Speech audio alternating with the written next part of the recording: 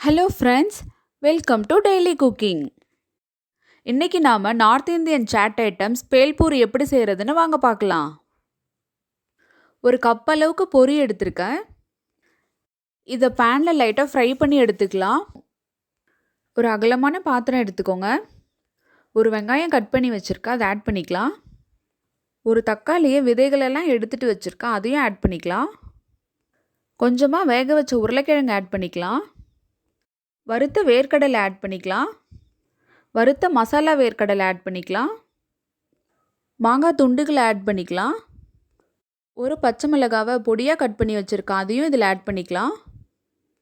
எல்லாத்தையும் one time நல்லா mix பண்ணிக்கோங்க. பொரியை இதில் சேர்த்துக்கலாம்.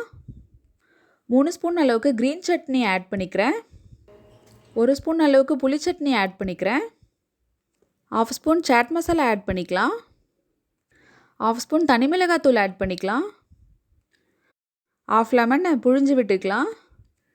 நல்லா எல்லாத்தையும் மிக்ஸ் பண்ணி விட்டுட்டு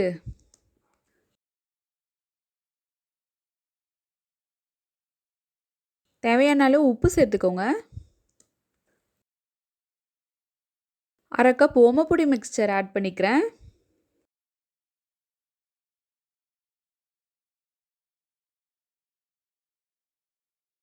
இப்போ நம்ம பேல்பூரி ரெடி ஆயிருச்சு. ஒரு பிளேட்டுக்கு மாற்றிக்கலாம்.